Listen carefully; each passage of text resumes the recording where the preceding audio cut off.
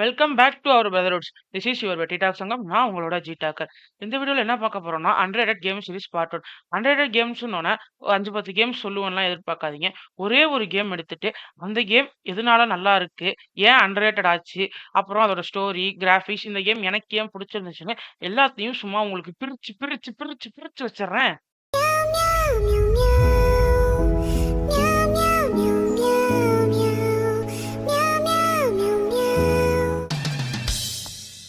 Welcome to great Kirikalan magic show.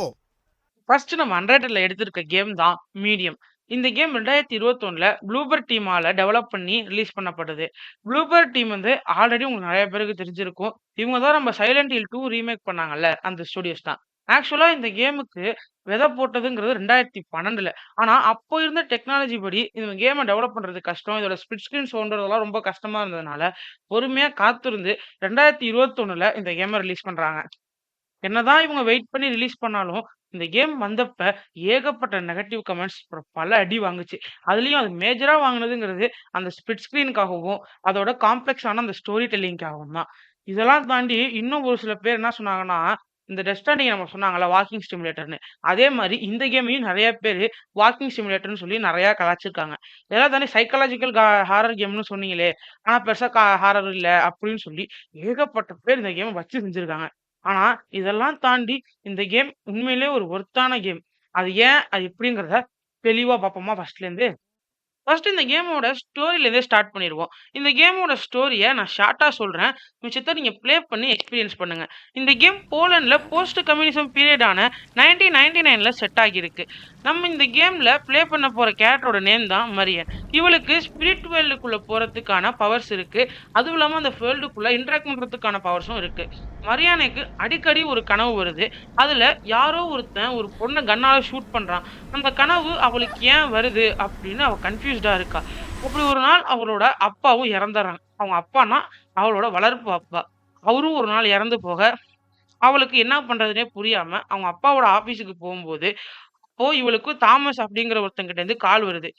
அவன் சொல்றான், "எனக்கு உன்ன பத்தி எல்லாமே தெரியும். நீ யாரு? உன் பவர்ஸ் என்ன? அப்புறம் உன்னோட கனவ பத்தியும் எனக்கு எல்லாமே தெரியும். அத பத்தி நீ ஃபுல்லா தெரிஞ்சுக்கணும் அப்படின்னா, நீ வா ஒர்க்கர்ஸ் ரெஸ்டாரண்ட் அப்படிங்கிற இடத்துக்கு வா. நான் உனக்கு எல்லாத்தையும் தெளிவா சொல்றேன்" அப்படின்னு சொல்றான். ஸோ மரியாதைக்கும் வேற வழி தெரியாம அங்க போறான். அங்க போய் பார்த்தா, அந்த இடம் நம்ம சந்திரமுகி படத்துல வரும்ல, அது மாரி பாழடைஞ்சு போன ஒரு பங்களா மாரி இருக்கு. அதுக்குள்ள தாமஸ தேடி போனா, அங்க சேட்னஸ் அப்படிங்கிற ஒரு சின்ன பொண்ணையும் அந்த ஸ்பிரிட் வேர்ல்டுக்குள்ள மீட் பண்றா. அந்த பொண்ணு யாரு? தாமஸ் யாரு? அவளுக்கு வர கனவு என்ன? இவ பவருக்கான காரணம் என்ன? அங்க என்ன நடந்துச்சு? அப்படிங்கிற எல்லாத்தையும் கண்டுபிடிக்கிறது தான் இந்த கேமே. ஸோ இந்த கேம் வந்து ஒரு நான் லீனியரான கேம். அப்படிங்கும்போது நெறைய பேருக்கு இந்த நான் லீனியர் ஸ்டோரீஸ் ரொம்ப கஷ்டமா இருக்கும். அவங்களுக்கு நான் சொல்லிக்க விரும்புறது, அந்த மரியான் மெயின் கேரக்டர நீங்க ஃபாலோ பண்ணீங்கனாலே, உங்களுக்கு ஓரளவு அந்த கேம் ஈஸியாவே ஸ்டோரி புரிஞ்சிரும். இப்போ நெறைய பேர் குறை சொன்ன அந்த ஸ்பிளிட் ஸ்கிரீன் மெக்கானிக்ஸ்குள்ள வந்தோம்னா, உண்மையாவே எனக்கு ரொம்ப பர்சனலா புடிச்சிருந்துச்சு. நீங்க எல்லாரும் கேட்கலாம், "என்னடா இட் டேக்ஸ் டூ, அப்புறம் இப்ப ரீசென்ட்டா அந்த ஸ்பிளிட் ஃபிக்ஷன், இதுல கூட தான் ஸ்பிளிட் ஸ்கிரீன் இருக்கு. இதுல என்ன ஸ்பெஷலா இருக்கு?" அப்படின்னு நீங்க கேட்கலாம். அது எல்லாமே ஒரு கோஆப் கேம். ஆனா இது ஒரு சிங்கிள் பிளேயர் கேம். இந்த மெக்கானிக்ஸ சிங்கிள் பிளேயர்ல குடுக்குறதுங்கிறது உண்மையிலேயே ரொம்ப கஷ்டம்.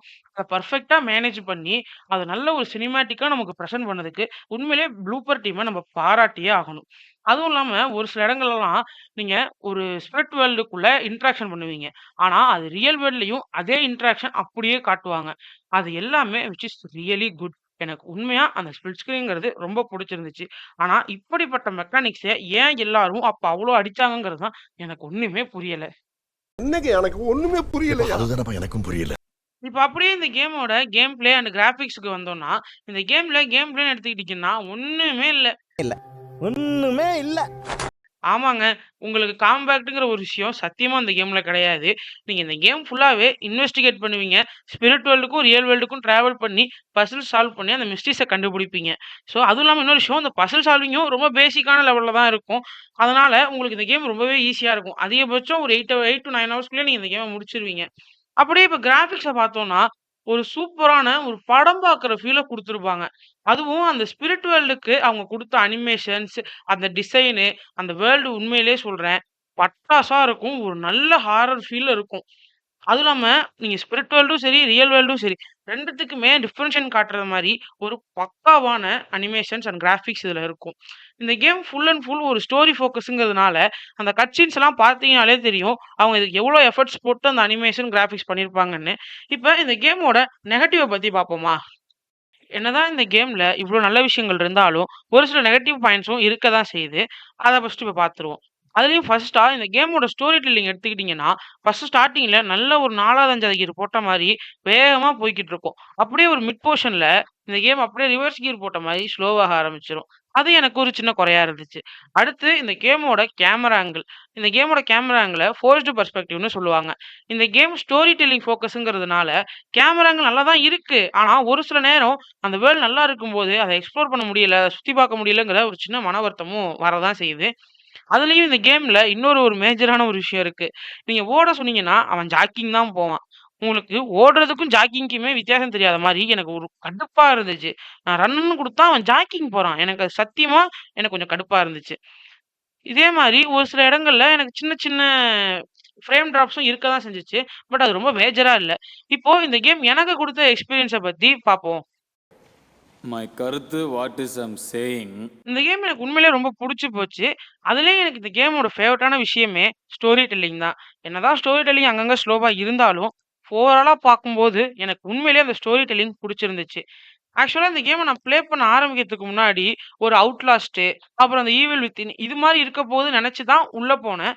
ஆனா, அந்த அளவுக்கு அது இல்லனாலும், ஒரு டிஃபரெண்ட்டா ஒரு நல்லா இருந்துச்சு. அதுவும் இல்லாம இந்த ஸ்பிளிட் ஸ்க்ரீனுக்கு நான் சொன்ன மாரி, எனக்கு எந்த பிரச்சனையுமே இல்ல. அந்த ஸ்பிளிட் ஸ்க்ரீன் உண்மையாவே நல்லா ஒர்க்கா இருந்துச்சு. சூப்பராவும் இருந்துச்சு. இந்த கேமோட சினிமேட்டிக் எல்லாமே ஒரு நல்ல ஹாரர் படம் பார்க்குற எஃபெக்ட்ட செம்மையா குடுத்துச்சு. ஓவராலா இந்த கேமுக்கு இப்ப நான் ரேட்டிங் குடுக்கணும் அப்படின்னா, 10க்கு 8 குடுப்பேன். அதுவும் அந்த 2 இது புடுங்குறதுக்கு காரணமே, அந்த கேமரா ஆங்கிளும், அந்த ஜாக்கிங் அத மறக்க மாட்டேன். அது 2 தான் என்னோட மேஜர் பிரச்சனை. இத தாண்டி எனக்கு இந்த கேம் உண்மையிலேயே ரொம்ப புடிச்சிருந்துச்சு. கண்டிப்பா இந்த கேமுக்கு ஒரு நல்ல ஆஃபர் வரும்போது, எல்லாருமே அத வாங்கி ப்ளே பண்ணி பாருங்க. கண்டிப்பா என்ஜாய் பண்ணுவீங்க. ஸோ ஃபைனலி நம்ம வீடியோவோட எண்டுக்கு வந்துட்டோம். அடுத்து இன்னொரு நல்ல அண்டர்ரேட்டட் கேமோட வந்து மீட் பண்றேன். Until then I am signing off from our brotherhoods and Vetti talk Sangam. எல்லாரும் கேம் ப்ளே பண்ணுங்க. என்ஜாய் பண்ணுங்க.